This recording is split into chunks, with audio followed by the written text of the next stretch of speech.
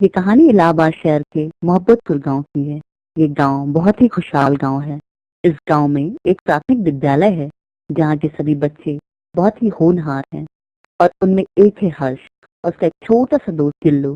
हर्ष ये तो उस प्राथमिक विद्यालय की शान है। ऐसा क्यों है, चलिए देखते हैं। आज विद्यालय का पहला दिन है। सभी बच्चे खुशी खुशी अपनी कक्षा में प्रवेश करते हैं। अरे ये क्या, चौथी कक्षा के बच्चे तो कुछ ज्यादा ही खुश लगते हैं। लगता है इनकी छुट्टियां कुछ ज्यादा ही अच्छी बीती हैं। तभी कक्षा में अध्यापक का प्रवेश होता है। सभी बच्चे चुपचाप खड़े होकर अध्यापक का अभिवादन करते हैं। सारे बच्चे शांति से अपनी जगह बैठ जाएं। लगता है कि तुम लोगों की छुट्टियां बहुत अच्छी बीती हैं और हर्ष तो कुछ ज्यादा ही खुश लग रहा है। क्यों न हो, कक्षा में प्रथम जो आया है। हाँ बच्चों, ध्यान से सुनो। मैं तुम लोगों को एक खुशी की बात बताता हूँ। कौन सी बात है मास्टर जी? बच्चों, आज से 1 महीने बाद हमारे विद्यालय का क्रिकेट मैच पास के गांव के विद्यालय से होगा। मैं चाहता हूँ कि ये मैच तुम लोग जीतो, जिससे हमारे विद्यालय और गांव का नाम हो और तुम सबका भी। और हर तुम पढ़ने के साथ साथ खेल में भी अच्छे हो, इसलिए मैं चाहता हूँ कि इस क्रिकेट मैच में हमारे विद्यालय के टीम के कप्तान तुम रहोगे। अच्छा मास्टर जी।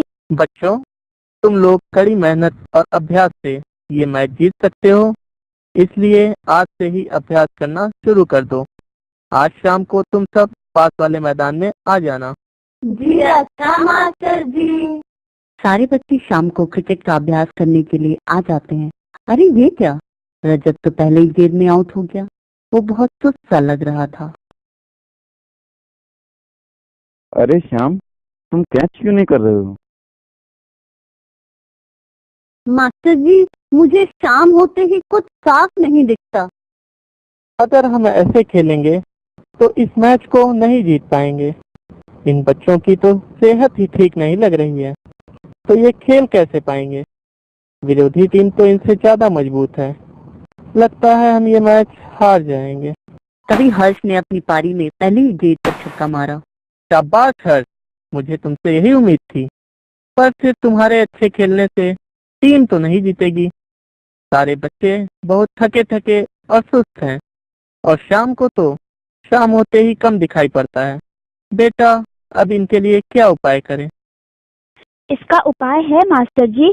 कुछ महीनों पहले मैं भी बहुत थका थका सा रहता था। रात को कम दिखाई देता था और चक्कर भी आते थे। तभी माँ ने मुझे पास के स्वास्थ्य केंद्र की डॉक्टरनी जी से मुझे दिखाया। उन्होंने मुझे खान पान से संबंधित सलाह दी और उसके रोज सेवन से मैं पूरी तरह से स्वस्थ हो गया। मास्टर जी, इसी वजह से तो मैं अब बीमार नहीं पड़ता और पढ़ाई में भी अच्छे अच्छे अंक आते हैं। हर्ष, तुमने तो बहुत अच्छी बात बताई। मैं आज ही डॉक्टर साहिबा से मिलूंगा और इन बच्चों की भी जांच करने के लिए कहूंगा। मास्टर जी स्वास्थ्य केंद्र जाकर डॉक्टरनी साहिबा से मिलते हैं और उन्हें सारी समस्याएं बताते हैं। मास्टर जी, आप चिंतित ना हो। मैं कल ही आपके विद्यालय में आकर बच्चों के स्वास्थ्य की जांच करूंगी और उनकी समस्याओं का समाधान भी। बच्चों, ये डॉक्टरनी साहिबा हैं। ये आप लोगों के स्वास्थ्य की जांच करने आई हैं। अच्छा बच्चों, ये बताओ, किसे शाम होते ही कम दिखाई पड़ता है और किसे सुस्ती सी रहती है तथा चक्कर भी आते हैं? डॉक्टरनी साहिबा, मुझे शाम होते ही कुछ कम दिखाई पड़ता है। और मुझे बहुत थकावट सी लगती है और चक्कर भी आते हैं डॉक्टरनी साहिबा। तुम दोनों इधर आओ। रजत, यहाँ खड़े रहो, मैं पहले श्याम की जांच कर लूं। अरे श्याम, तुम्हें तो रतौंधी है। ये रतौंधी क्या है डॉक्टरनी साहिबा? ये विटामिन ए की कमी से होने वाला रोग है। इसमें रोगी को अंधेरे या कम रोशनी में किस तरह से दिखाई नहीं देता। मैं आप लोगों को बता दूं कि विटामिन ए की कमी से कुछ और भी बीमारियां हो जाती हैं, जैसे व्हाइट डॉट स्पॉट और नेत्र शुष्कता। व्हाइट डॉट स्पॉट इस बीमारी में आंख की कंजक्टिवा एपिथेलियम पर स्लेटी सफेद रंग का तिकोना धब्बा हो जाता है।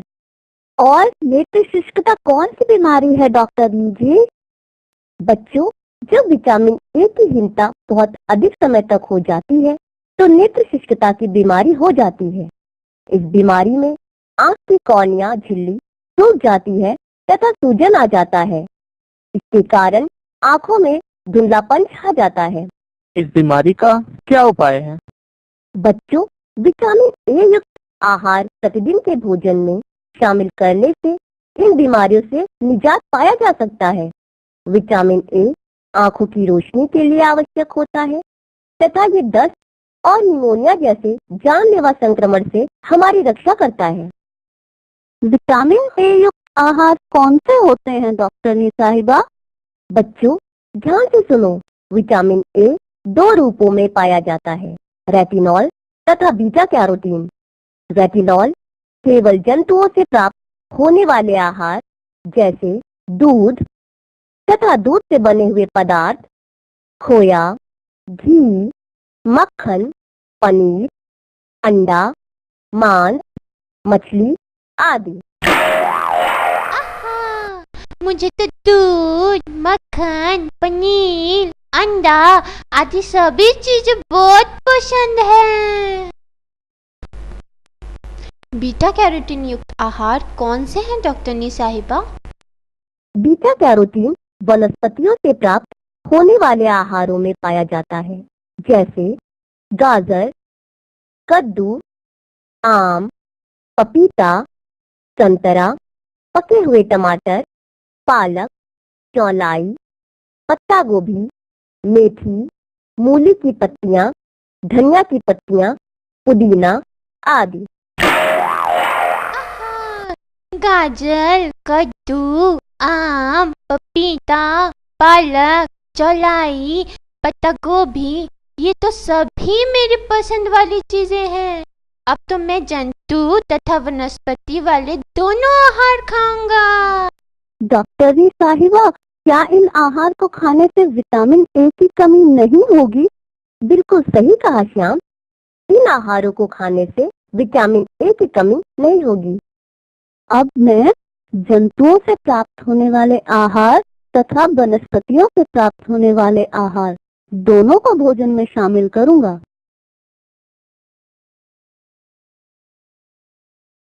इससे क्या हो गया है डॉक्टरनी साहिबा? रजत में तो अनीमिया के लक्षण नजर आ रहे हैं, जैसे नाखून का पीला पड़ जाना, पैरों में सूजन आ जाना, त्वचा पीला पड़ जाना, सांस फूलना, सुस्ती तथा बार बार चक्कर आना। मुझे रजत के खून की जांच करनी होगी। कोई गंभीर बात तो नहीं डॉक्टरनी साहिबा? नहीं, कोई गंभीर बात नहीं, लेकिन रजत का हीमोग्लोबिन स्तर सामान्य से बहुत कम है। बच्चों में हीमोग्लोबिन का सामान्य स्तर 12 से 14 प्रति 100 मिलीलीटर होता है। यदि हीमोग्लोबिन इससे कम हो तो अनीमिया नामक बीमारी हो जाती है। अच्छा, बच्चों में हीमोग्लोबिन का स्तर 12 से 14 पर 100 मिलीलीटर होता है, तो मेले में भी होगा। इस एनीमिया नामक बीमारी का क्या उपाय है डॉक्टरनी जी? अनीमिया की रोकथाम के लिए आहार में लौह लवण, जिसे आयरन भी कहते हैं, लेना जरूरी होता है। आयरन हीमोग्लोबिन के निर्माण के लिए आवश्यक होता है। एनीमिया से बचे रहने के लिए हमें कैसा आहार लेना चाहिए डॉक्टरनी साहिबा? अनीमिया से बचाव के लिए आयरन युक्त आहार जैसे हरी पत्तेदार सब्जियां, पालक, चौलाई, बथुआ, प्याज की पत्ती, मेथी, सोया, इसके साथ ही साथ अपने आहार में फल जैसे अमरूद, खजूर, संतरा, आंवला, दालें जैसे चने की दाल, उड़द, मसूर की दाल, अरहर की दाल, तिल, मूंगफली, गुड़, काजू, अंडा, कलेजी, मांस, मछली आदि शामिल करने चाहिए, जिसमें आयरन के साथ साथ प्रोटीन भी प्रचुर मात्रा में होता है, जो शरीर के रक्त निर्माण में सहायक होता है। डॉक्टरनी साहिबा, एक बात और बताइए, क्या विटामिन ए की तरह ही आयरन की भी कोई दैनिक आवश्यकता होती है? बहुत अच्छा प्रश्न किया हर्ष। हाँ, आयरन की दैनिक आवश्यकता होती है। यह आवश्यकता बच्चों में 26 मिलीग्राम प्रतिदिन होती है। यदि आप आयरन युक्त आहार प्रतिदिन के भोजन में शामिल करें तो यह आवश्यकता पूरी हो जाएगी। डॉक्टरनी साहिबा, मैं आपको एक और बच्चे को दिखाना चाहता हूँ। किसे मास्टर जी? मोहन, जरा इधर आना। ये मोहन है। इसका पढ़ाई और खेल कूद में कम मन लगता है तथा कक्षा में बहुत ही जल्दी बातों को भूल जाता है। डॉक्टरनी जी, देखिए, इसके गले में सूजन है। ये क्या कोई बीमारी के लक्षण है? हाँ, ये एक तरह की बीमारी है जिसे घेंगा कहते हैं। यह मुख्यतः आयोडीन की कमी से होता है। मोहन, जरा इधर आना बेटा। तुम्हारे घर में कौन सा नमक इस्तेमाल किया जाता है? मोहन, तुम्हारे शरीर में आयोडीन की कमी है। डेली वाले नमक में आयोडीन नहीं होता है और तुम्हें आयोडीन युक्त नमक इस्तेमाल करना चाहिए। ये नमक बौद्धिक विकास के लिए आवश्यक होता है। और हाँ, नमक लेते समय पैकेट पर सूरज वाले चिन्ह को जरूर देख लें। इस सूरज वाले चिन्ह से यह पता लगता है कि नमक आयोडीन युक्त है। डॉक्टरनी साहिबा, अब मैं अपने भोजन में आयोडीन युक्त नमक इस्तेमाल करूंगा और आयरन तथा विटामिन ए युक्त भोजन भी लूंगा। और हम सब बच्चे भी आयोडीन युक्त नमक के साथ साथ आयरन तथा विटामिन ए युक्त आहार भी लेंगे। मास्टर जी डॉक्टरनी साहिबा का धन्यवाद करते हैं तथा उन्हें विदा करते हैं और इस तरह सभी बच्चों ने निश्चय किया कि हम सभी आयरन तथा विटामिन ए युक्त भोजन और आयोडीन युक्त नमक का इस्तेमाल करेंगे और हर्ष की तरह पढ़ाई तथा खेलकूद में अव्वल रहेंगे। 1 महीने लगातार सभी बच्चों ने अपने आहार में आयरन तथा विटामिन ए युक्त भोजन और आयोडीन युक्त नमक को शामिल किया और स्वस्थ हो गए। आज का दिन मोहब्बतपुर गांव के लिए तथा उसके प्राथमिक विद्यालय के लिए बहुत खास है, क्योंकि आज के ही दिन मैच खेला जाएगा। मैच को देखने के लिए पूरा गांव उमड़ पड़ा है। इस मैच को देखने के लिए डॉक्टरनी साहिबा भी आई हैं। सभी लोग हर्ष की टीम का उत्साहवर्धन कर रहे हैं। सभी बच्चे मैदान में हैं, सभी प्रसन्न तथा स्वस्थ दिख रहे हैं। मैच शुरू हो गया है। रजत ने बैटिंग के समय कमाल दिखाया, चौके छक्के खूब जमाए। मोहन तथा श्याम ने भी बहुत अच्छी बैटिंग की। हर्ष ने तो शतक जमाया। इस तरह हर्ष की टीम ने बहुत अच्छा खेला और कुल 191 रन का स्कोर बनाया। अब विरोधी टीम की बारी बैटिंग के लिए। हर्ष ने अपने पहले ओवर की तीसरी गेंद पर 1 विकेट लिया। श्याम और रजत ने भी 1-1 विकेट लिए। मोहन ने तो कमाल किया, उसने 5 विकेट छटकाए। अब मैच अपने अंतिम पड़ाव पर है। विरोधी टीम को 2 बॉल में 4 रन बनाने हैं और उनके पास 1 विकेट बाकी है। सबकी सांसें रुकी हुई हैं। यह मैच का आखिरी ओवर है। नेहा तथा उसके कक्षा के साथी तथा मास्टर जी आंख मूंद कर भगवान से प्रार्थना कर रहे हैं कि हर्ष की टीम मैच जीत जाए। आखिरी ओवर हर्ष फेंक रहा है। सभी खिलाड़ी फील्डिंग में मुस्तैद हैं। हर्ष आखिरी ओवर की 5वीं गेंद डालता है। सामने विरोधी टीम का कप्तान बैटिंग पर है। वह बॉल को हवा में उठा देता है। बॉल बाउंड्री पर है। सभी चिल्लाते हैं, श्याम कैच कैच। मास्टर जी ने देखा तो उनको लगा ये कैच कर पाएगा या नहीं, पर यह क्या, श्याम ने तो छलांग लगाकर बॉल को दोनों हाथों में जकड़ लिया और इस तरह हर्ष की टीम तथा मोहब्बतपुर प्राथमिक विद्यालय यह मैच जीत गया।